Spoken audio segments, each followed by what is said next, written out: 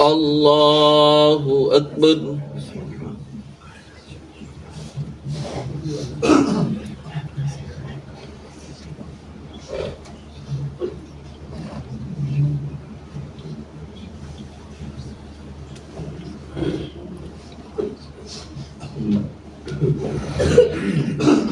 الحمد لله رب العالمين الرحمن الرحيم مالك يوم الدين إياك نعبد وإياك نستعين اهدنا الصراط المستقيم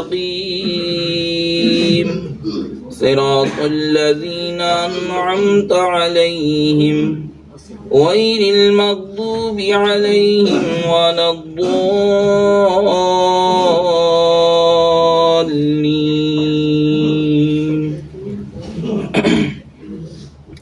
ألف لام را تلك آيات الكتاب المبين إنا أنزلناه قرآنا عربيا لعلكم تعقلون نحن نقص عليك أحسن القصص بما أوحينا إليك هذا القرآن وإن كنت من قبله لمن الغافلين إذ قال يوسف لأبيه يا أبت إني رأيت 11 كوكبا والشمس والقمر رأيتهم لي ساجدين قال يا بني لا تقصص رؤياك على إخوتك فيكيدوا لك كيدا إن الشيطان للإنسان عدو مبين وكذلك يجتبيك ربك ويعلمك من تأويل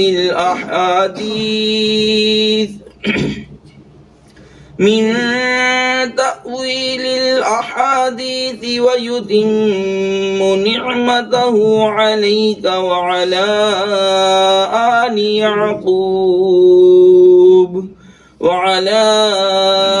آل يعقوب كما أتمها على أبويك من قبل إبراهيم وإسحاق إن ربك عليم حكيم لقد كان في يوسف وإخوته آيات للسائلين إذ قالوا ليوسف وأخوه أحب إلى أبينا منا ونحن عصبة إن أبانا لفي ضلال مبين اقتلوا يوسف أو اطرحوه أرضا يخل لكم وجه أبيكم وتكونوا من بعده قوما صالحين. الله أكبر.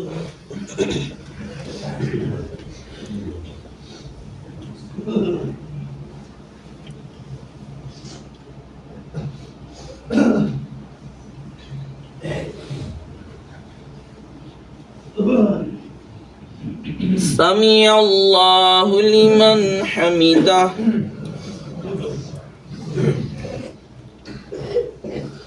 الله أكبر.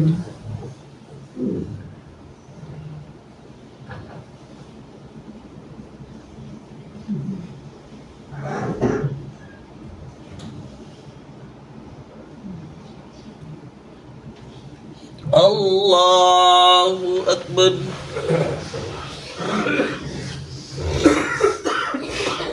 الله أكبر.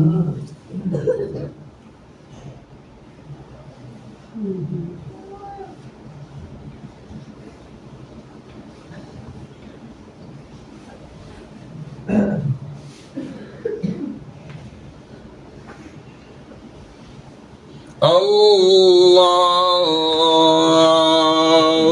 أكبر. الحمد لله رب العالمين الرحمن الرحيم مالك يوم الدين إياك نعبد وإياك نستعين اهدنا الصراط المستقيم صراط الذين أنعمت عليهم غير المغضوب عليهم ولا الضالين.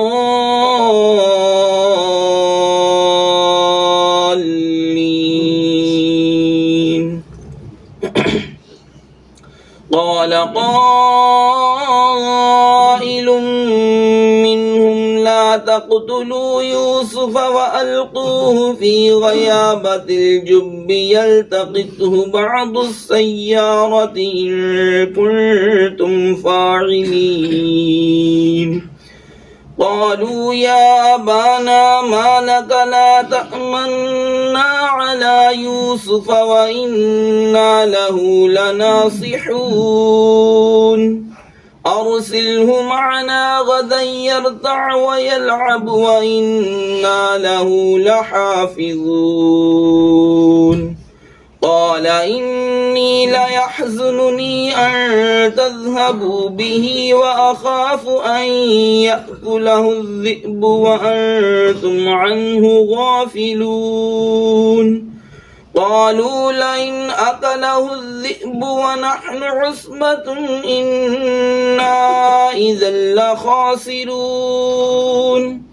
فلما ذهبوا به وأجمعوا أن يجعلوه في غيابة الجب وأوحينا إليه لتنبئنهم بأمرهم هذا وهم لا يشعرون.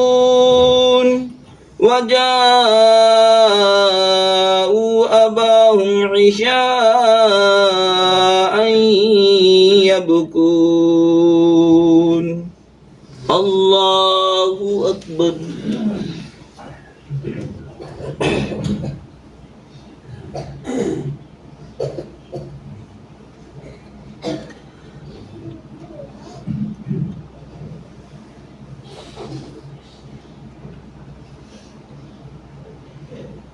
سمع الله لمن حمده.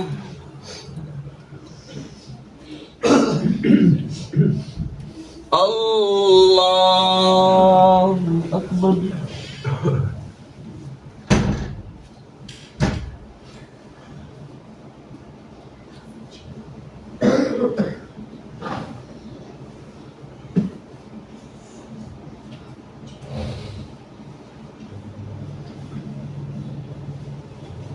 الله أكبر. الله أكبر.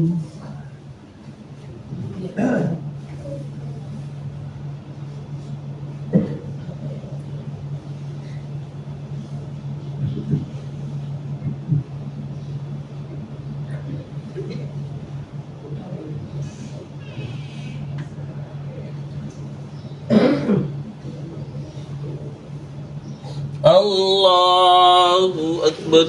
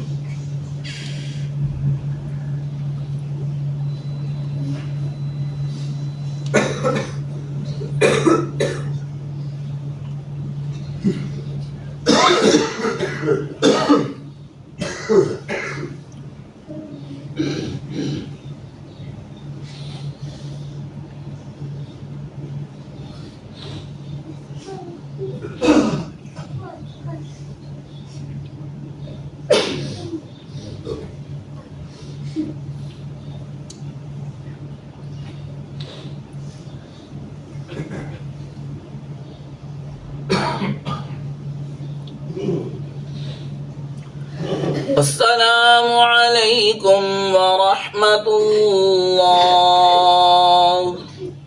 السلام علیکم ورحمۃ اللہ. اللہ اکبر. استغفر اللہ استغفر اللہ استغفر اللہ. لا الہ الا اللہ. لا الہ الا اللہ. لا الہ الا اللہ. لا الہ الا اللہ. لا الہ الا اللہ محمد رسول اللہ.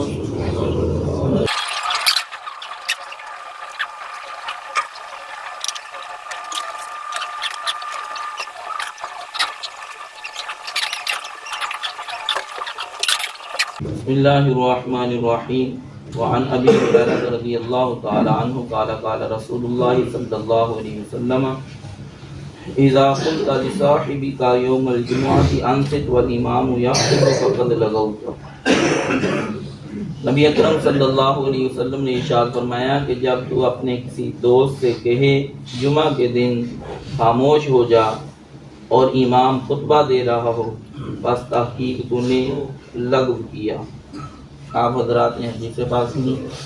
نبی اکرم صلی اللہ علیہ وسلم نے فرمایا کہ جمعہ کے دن امر بالمعروف نہی عن المنکر یہ بھی کسی کے کام ہے، لیکن جب خطبہ جمعہ ہو رہا ہو تو اس وقت کسی کو خاموش کروانے کے لیے بول کے کہنا کہ خاموش ہو جا یہ بھی لغو کام ہے. اشارے سے کہہ لیا جاتا تو پھر تو کوئی بات نہیں تھی کیونکہ توجہ نہ ہٹتی، اور اگر بول کے کہا کہ چپ کرو یہ کر لو وہ کر لو، انہوں بچیاں نو باہر کڈو تو یہ کرو، یہ سارے لغویات ہیں. ایسا کام کرنے سے جمعے کے اجر و ثواب میں بہت کمی آ جاتی ہے. اور یہ بھی یاد رکھیں نبی اکرم صلی اللہ علیہ وسلم تو عربی تھے اور باقی جو ہے یہ معاملہ سارا یہیں پہ یعنی کہ عرب ملک کے اندر ہوا تو ان کے لیے عربی زبان ہی خطبہ ہے. ہم چونکہ اجمی ہیں تو ہمارے لیے پہلے اردو میں خطبہ ہوتا ہے پھر بعد میں عربی میں ہوتا ہے، تو دونوں ہی خطبے ہمارے لیے خطبے ہی ہیں، کیونکہ اردو والے خطبے سے ہم نے کچھ سیکھنا ہوتا ہے، کچھ سمجھنا ہوتا ہے، اس پہ عمل کرنا ہوتا ہے، اور عربی کا خطبہ وہ سنت کے مطابق پڑھا جاتا ہے. اگر ایک کو ضائع کر دیا جائے اور دوسرے کو اپنا لیا جائے یہ کوئی جو ہے وہ بات نہیں ہے، کیونکہ وہاں پر تو کیونکہ وہ ان کا ہے ہی عربی خطبہ اور معاملہ ان کا ہے ہی عربی کے اندر، لیکن ہمارے لیے دونوں ہی خطبے ایک ہی حیثیت سے ہیں، یعنی کہ ہمیں دونوں ہی خطبوں کے لیے جو ہے ایک جیسا ہی ادب و احترام کرنا پڑے گا. اور دوسرا یہ بھی ہے کہ امام جو ہے اگر خطبے کے اندر جو ہے کسی کو حکم دے دے امر بالمعروف کا تو یہ اس کے لیے جائز ہے، جیسا کہ نبی اکرم صلی اللہ علیہ وسلم نے سنتیں پڑھنے والے کو سنتوں سے منع فرمایا، اور آپ صلی اللہ علیہ وسلم یہ خطبے کے دوران آپ صلی اللہ علیہ وسلم نے منع فرمایا تھا. اور اسی طرح آپ صلی اللہ علیہ وسلم حضرت حسنین کریمین کے لیے آپ صلی اللہ علیہ وسلم نے خطبہ چھوڑا اور پھر دوبارہ سے شروع کیا. تو یہ جو ہے اس طرح جو ہے اگر یہ امام جو ہے یہ کام کرے تو پھر جو ہے جائز ہے. ہاں اگر کوئی مخالف جو ہے وہ سوال کر دے دوران خطبہ یعنی خطبے کے متعلق ہی کوئی تقریر کے اندر کوئی بات وغیرہ سمجھنا آئی ہو تو یہ بھی جائز ہے، جس طرح کہ حضرت عمر فاروق رضی اللہ تعالیٰ عنہ آپ پر جو ہے لوگوں نے اعتراض کیا تھا کہ آپ جمعہ کے لیے غسل کیوں نہیں کیا آپ نے؟ اور دوسرا جو ہے آپ جو ہے وہ قمیض کے بارے میں کہ جو کپڑے ہمیں ملے تھے اس سے یا قمیض بن سکتی تھی یا شلوار بن سکتی تھی، تو آپ پر دونوں ہی یعنی آپ نے شلوار قمیض پہنی ہوئی ہے، تو یہ جو ہے اعتراض کیا تھا، تو آپ نے وہ خطبے کے اندر ہی اس کا جواب دیا۔ تو بہرحال یہ جو ہے اگر اس طرح کا معاملہ ہے دوران خطبہ جو ہے اگر کوئی سوال آ جائے خطبے کے متعلق تو یہ کرنا جائز ہے، لیکن تقریر سے ہٹ کے یہ ہے دوسری باتوں کی طرف دھیان دینا یہ کوئی جائز نہیں ہے۔ اور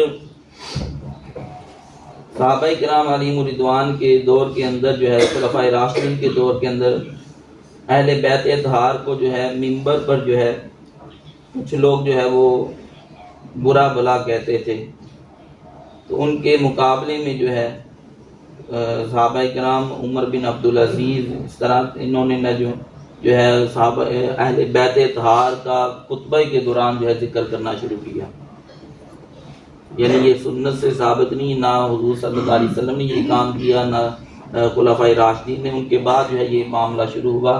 تو پھر جو ہے علماء کرام نے جو ہے خطبے کے دوران جو ہے اہل بیت اطہار کا ذکر شروع کیا، جس میں حضرت علی، حضرت فاطمہ، حضرت حسنین کریمین اور جو ہے حضرت عباس، تو یہ ان کا جو ہے ذکر کیا جاتا ہے۔